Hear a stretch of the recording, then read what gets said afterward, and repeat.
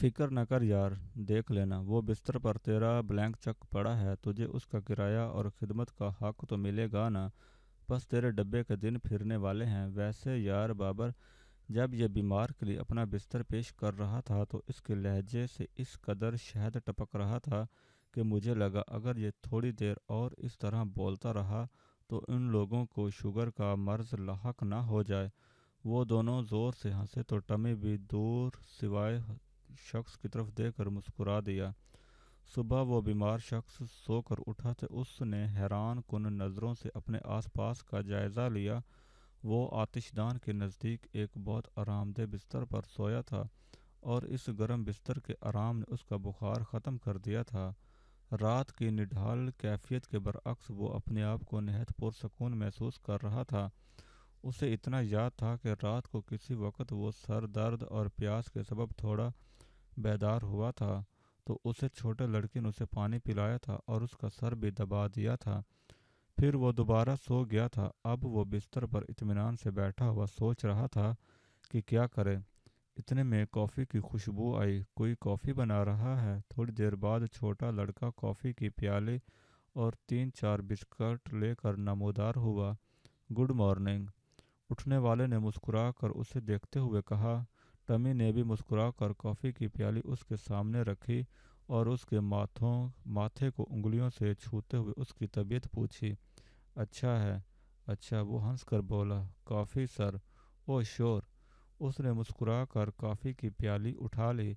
फिर वो अंग्रेज़ी में और टमी इशारों में बातें करने लगे। दूर किचन के करीब खड़े वो दोनों टमी को देखकर मानी खेद नज़रों से एक दूसरे की तरफ देख रहे थे।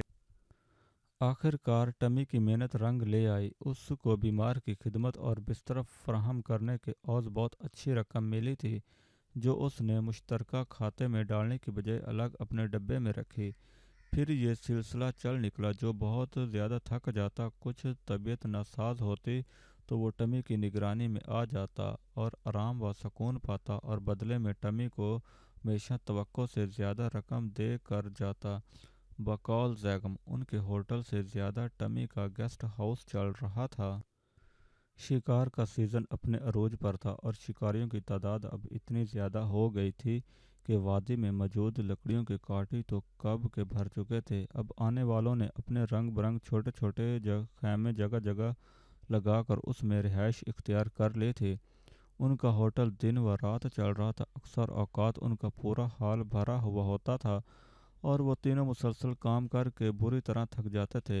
लेकिन जिस हिसाब से उनकी आमदनी हो रही थी उसे देखकर उनकी सारी थकन दूर हो जाती और वो नए सिरे से ताज़ा दम हो जाते। यार, अंदाज़ा नहीं था कि इतने लोग आएंगे हमारे होटल में। शुक्र है खाने पीने का सामान ख़त्म नहीं हुआ, वरना और ना मसला हो जाता। वैसे सामान थोड़ा ही रह गया है, जागम ने आटे की बोरी किचन के काउंटर पर रखते हुए बताया। अच्छा, फिर तो बड़े हिसाब किताब के साथ रोज़ का मेन्यू तैयार करना पड़ेगा। दालें वगैरह तो अभी हमने इस्तेमाल नहीं की, इनका भी कुछ बनाना पड़ेगा यार। किसी भी वक्त दरिया पर भी चक्कर लगाते हैं, शायद मछलियाँ ऊपर आ गई हों और वो हमारे हाथ आ जाएं। बाबर ने फिक्र अंगेजी से कहा। मेरा नहीं ख्याल कि अभी मछलियाँ मिलेंगी। खैर अल्लाह मालिक है, जितना भी सामान है काम चलाएंगे। ख़त्म हो गया तो अपने मेहमानों से माजरत कर लेंगे। वैसे भी अब सीज़न ख़त्म होने के करीब है, जल्द ही शिकारियों की वापसी शुरू हो जाएगी। जैगम ने बेफिक्री से कहा। यार, गर्मियों में एक काम हो सकता है। हम थोड़ी मेहनत करके दरिया के करीब एक बड़ा सा तालाब बनाते हैं और दरिया से वहाँ पानी की फराहमी का इंतज़ाम कर देते हैं। इस तरह एक जानिब से पानी दाखिल होकर दूसरी जानिब से निकल जाएगा। दोनों जानिब मोटी जालियां लगा दी जाएंगी। इसमें मुसलसल ताज़ा पानी रहेगा और दरिया से छोटी छोटी मछलियां पकड़कर इसमें डाल देंगे। वो वक्त के साथ साथ बड़ी होती जाएंगी। इस तरह सर्दियों में हमें इस तालाब से मछली अपनी ज़रूरत के मुताबिक मिल जाया करेगी। क्या ख्याल है? बाबर ने एक नया ख्याल पेश किया। अरे वाह, क्या आइडिया पेश किया है। बेहतरीन आइडिया है तेरे इस इंजीनियरिंग दिमाग का। इस तरह तो बहुत बड़ा मसला हल हो जाएगा। हमारी सारी बकरियां ख़त्म हो गईं, सब उन्हें काट काट कर खिलाना पड़ गई।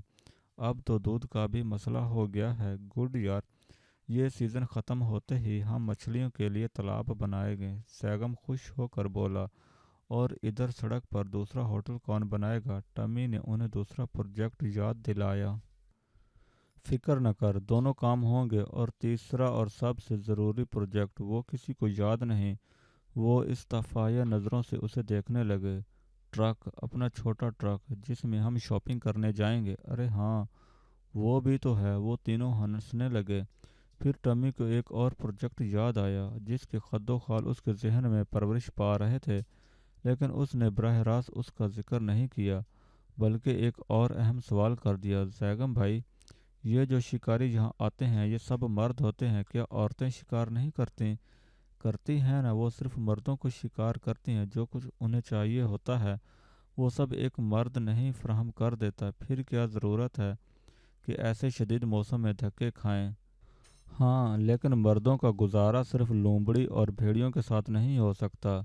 اسے گھر کا سکون، خوشی اور آرام عورت کے ساتھ ہی ملتا ہے، اسی لیے وہ خود بڑی چاہ کے ساتھ ایک عورت کو اپنی زندگی میں شامل کرتا ہے۔ ٹمی نے دونوں کو غور سے دیکھا، ان کی بات کو سمجھا اور آہستہ سے سر ہلایا، پھر گویا ہوا، یعنی دونوں ایک دوسرے کے لیے ضروری ہیں۔ مرد سخت موسم میں دھکے کھا کر شکار کر کے جب واپس آئے تو پرسکون گھر اس کا منتظر ہو جو عورت نے اس کے لیے بنا کر رکھا ہوا ہے۔ وہ کیا بات ہے! وادی میں شام ڈھل رہی تھی، روشنی تیزی سے کم ہو رہی تھی۔ کچھ ہی وقت جانا تھا کہ رات کا اندھیرا پھیلنے والا تھا۔ شکاریوں کے خیموں میں روشنیاں جل اٹھی تھیں اور سفید برف پر وہ نیلے، سرخ اور نارنجی خیمے روشنی دیتی فٹ بال کی طرح نظر آنے لگے تھے۔ یہ وہ خیمے تھے جن کے اندر کی فضا خود کار طریقے پر گرم کر لی جاتی تھی، اسی لیے شکاری اپنے گرم سلنگ بیگ ڈال کر آرام سے سو جاتے۔ یہ خیمے انہیں سردی سے بچاتے تھے اور بارش اور برف سے بھی، کیونکہ یہ جس موٹے کپڑے سے بنے ہوئے تھے وہ واٹر پروف تھا۔ وہ تینوں تیزی سے رات کے کھانے کی تیاریوں میں لگے ہوئے تھے۔ آج انہوں نے دال، چاول اور سبزیاں ملا کر ایک مزیدار سوپ بنایا تھا۔ تھوڑی ہی دیر میں کھانا کھانے کے لیے لوگ آنے لگے۔ انہوں نے وہ ابلتا کھولتا سوپ سرو کیا تو پسندگی کی آوازیں سے ایک خوشگوار ہنگامہ سا مچ گیا۔ ٹمی کو ہر ٹیبل پر کئی بار سوپ لا کر رکھنا پڑا اور اسے پسندگی نے ان کی آمدنی میں کافی اضافہ کیا۔ رات تک وہ کھانا کھلاتے رہے، پھر انہوں نے دروازے پر بند ہونے کا بورڈ لگا دیا۔ پتہ نہیں آج تھکن کچھ زیادہ ہو رہی ہے یار، کام سمیٹ کر آج جلدی سو جاتے ہیں تاکہ صبح تازہ دم ہو کر اٹھیں، کیونکہ دن بھر پھر وہی کام کا خرچہ چلتا رہے گا، آرام کا کوئی موقع نہیں۔ وہ متفق ہوئے اور جلدی کام نپٹا کر بستروں میں گھس گئے۔ ابھی تھوڑی ہی دیر میں نیند کی آغوش میں پہنچے تھے۔ یک بستہ رات سناٹوں میں ڈوبی تھی۔ بارش شام کو ہی تھم گئی تھی۔ آسمان پر آخری تاریخوں کا چاند اپنی کمزور روشنی وادی میں پھیلا رہا تھا، جس کے سبب نیم اندھیرا نیم اجالا ہر طرف بکھرا ہوا تھا۔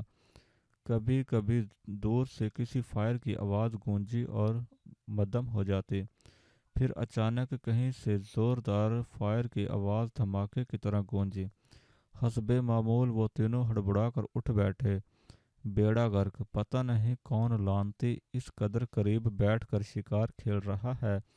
زیگم بول ہی رہا تھا کہ دوسرے فائر کی آواز آئی۔ وہ تینوں پریشان ہو کر ایک دوسرے شخص کی شکلیں دیکھنے لگے، کیونکہ اس دفعہ فائر کے ساتھ انہیں ایک نسوانی چیخ بھی سنائی دی تھی، لڑکی کی چیخ۔ تم لوگوں نے بھی سنی یا میرے ہی کانوں کو دھوکہ ہوا ہے؟ بابر نے بڑبڑاتے ہوئے کہا۔ ہاں، میں نے بھی سنی، کوئی لڑکی اس طرح چیخی جیسے کسی نے اس کو گولی ماری ہو، ٹمی نے کہا۔ لیکن یہاں لڑکی کہاں سے آ گئی؟ زیگم نے ایک دم بستر سے باہر چھلانگ لگا دی اور کھڑکی کے پاس جا کر باہر کچھ دیکھنے کی کوشش کرنے لگا۔ وہ دونوں بھی آ کر کھڑکی کے شیشے کو صاف کر کے باہر دیکھنے لگے۔ انہیں پھر لڑکی کی چیخ سنائی دی اور اس کے ساتھ ہی بھیڑیوں کے گھرانے کی آوازیں بھی آئیں۔ انہوں نے توجہ مرکوز کی تو دور دھندلی روشنی میں انہیں ایک ہیبت ناک منظر نظر آیا۔ ایک انسان تھا جو 3-4 بھیڑیوں کے نرخے میں تھا۔ وہ اچھل اچھل کر اس پر حملہ کر رہے تھے اور اس کے ہاتھ میں شاید کوئی لکڑی تھی۔ جس سے وہ اپنا دفاع کر رہا تھا، اور انتہائی دہشت اور خوف کے عالم میں اس کے منہ سے بار بار چیخ نکل رہی تھی، جو 100% نسوانی تھی اور انہیں صاف سنائی دے رہی تھی: اسے مدد کی ضرورت ہے، چلو۔ زیگم اندر کی طرف لپکا اور اپنے ہتھیار اٹھائے۔ خواب نگر